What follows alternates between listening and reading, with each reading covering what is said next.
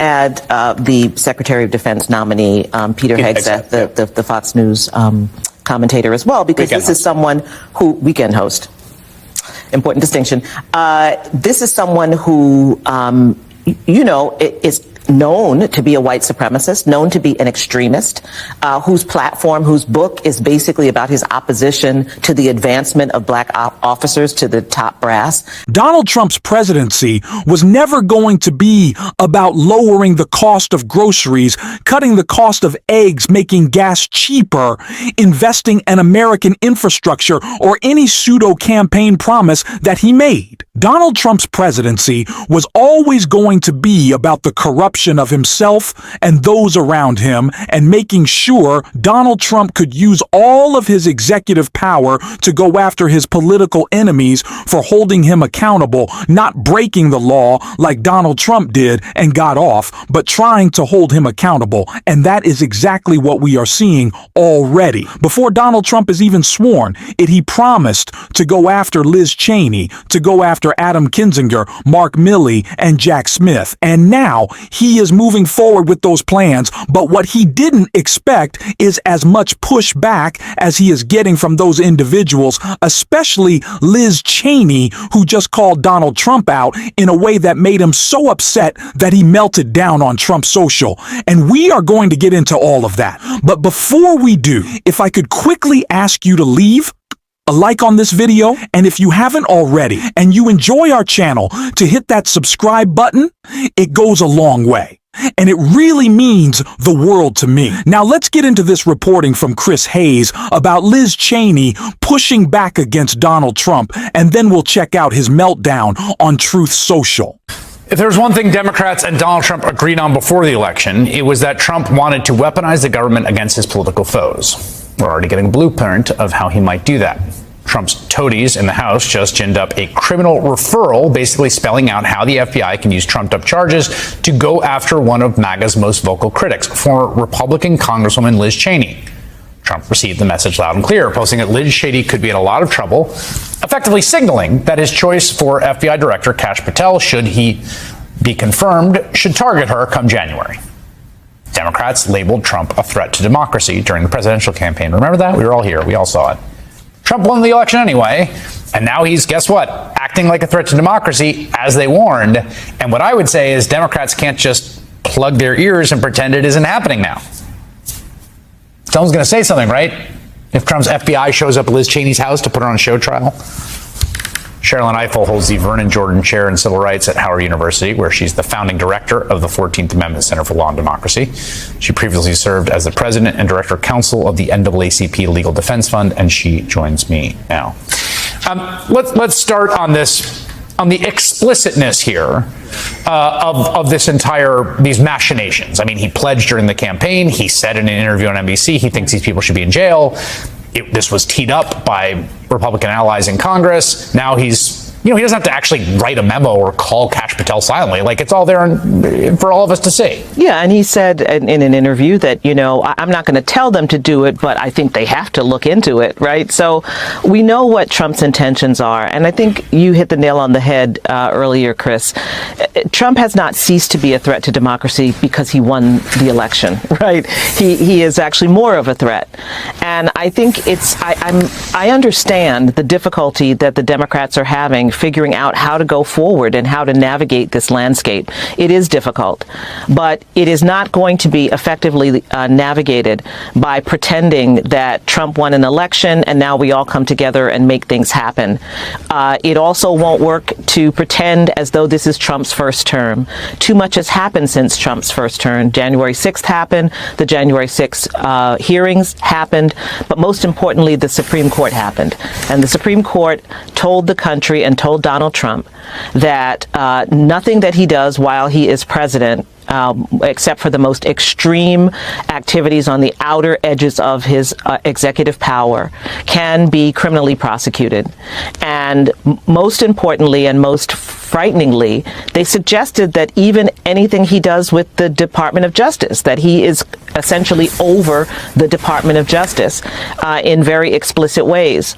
And Trump understands now that he has full authority and power, that he won't be held accountable, and where there is impunity, there will be excess. And the question is, how are the Democrats going to deal with this? How are they going to talk about it, and how are they going to deal with it? Yeah, one thing that's been interesting is there's this debate happening, right, about how to deal with Trump, right? And it's a debate in some ways the contours are familiar to other debates I've seen after George W. Bush won in 2000. Famously, Ted Kennedy worked with him on his signature piece of legislation, which was the No Child Left Behind Act, right? So they thought, okay, well, he won. We're gonna meet him halfway. Mitch McConnell took an opposite tack when Barack Obama was elected, right? We're gonna resist. What's striking to me is that all of that is on one axis, like, oh, what should we do about the bills? Then there's like, well, what are you going to do when he starts prosecuting people? Like, they're just on different axes. And whatever conversation's happening here feels like removed from this one, if that makes sense. Well, in a way, I think what the Democrats should be doing is on the bills, they should be talking directly with their counterparts, which are the Republicans in the House and the Senate. That's who they should be engaging with. That's who they should be calling out. That's who they should be exposing and demanding that they do their job. That's who they should be telling the American people how embarrassing it is that these people have allowed one random billionaire to essentially take over their job, that they have allowed the president to take over the historic role of Congress in a system of checks and balances. No one's explaining that to the American people, that having the president call and say, kill this bill, is a problem, right? So they need to be doing that first and foremost. That's what they should be doing on the bills. The other overarching piece is kind of their meat and potatoes. Let's remember the words of Ruby Freeman. Do you know what it's like to be targeted by the President of the United States? I don't presume that because Liz Cheney is wealthy and a conservative and from a conservative old line family, that it is not also troubling to her to be targeted by the President of the United States. So I want to stop that segment right there, and we are going to watch the rest of it because it is incredibly great reporting. But before we do, I want to check out what Donald Trump had to say on Truth Social, losing his mind over Liz Cheney in this post. Right here, Trump wrote, Liz Cheney has been exposed in the interim report by Congress of the J6 Unselect Committee as having done egregious and unthinkable acts of crime at the same time. However she helped the Democrats lose the election by giving her support, she is so unpopular and disgusting, a real loser. Yeah, so clearly pretty unhappy Donald Trump there, saying that Liz Cheney committed so many egregious crimes, but he doesn't want to say which crime specifically.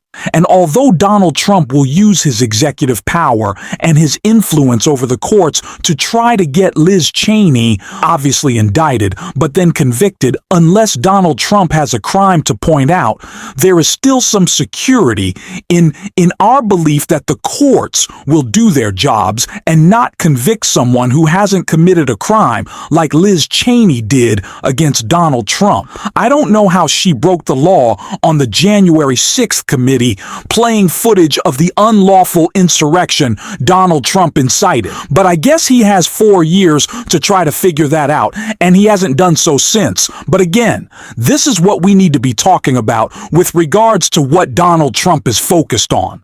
It's not eggs. It's not groceries. It's not gas. It's not you or me. It's not even the stock market. Donald Trump is focused on vengeance, nothing more, nothing less.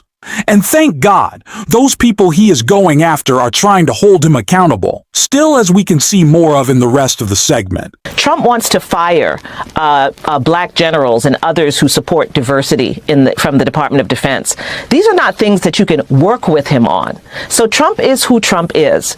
And in addition to the things that he believes, he's also incredibly vindictive, and he now has the power to carry forth his appetite for vengeance. And the Democrats need to array themselves as the protectors of the American people, as the people who are explaining to the country that this danger exists and who are vowing to do everything in their power to protect ordinary people, whether they are journalists, whether they are ordinary election workers, whether they are people who criticize the president in their writing or in their speeches, that they are going to protect our democracy by ensuring that we still live in a country where the citizens have the right to criticize those in power. And I'm not hearing any leaders in the Democratic Party speak to that. I'm hearing them talk about, the continuing resolution, which is incredibly important, but that's about exposing Mike Johnson as being the feckless, ineffective, quote unquote, leader that he is. I think it's a wonderful opportunity to expose him and to expose the Republicans and to expose the danger of having a billionaire, a capricious billionaire who actually knows very little about how the government works, come in and put his thumb on the scale.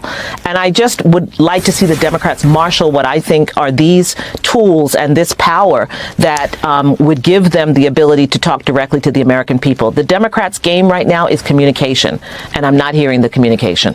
Yeah, I mean, public communication and public opinion are kind of everything at this point. I saw polling today, to your point, that asked people, the Washington Post, we had it earlier, I don't think we have it now, but, do you approve or disapprove of Donald Trump going after journalists, prosecuting journalists that wrote things he didn't like, and it was 88% disapprove. Like, the core civic commitments of this country are, it doesn't all change overnight.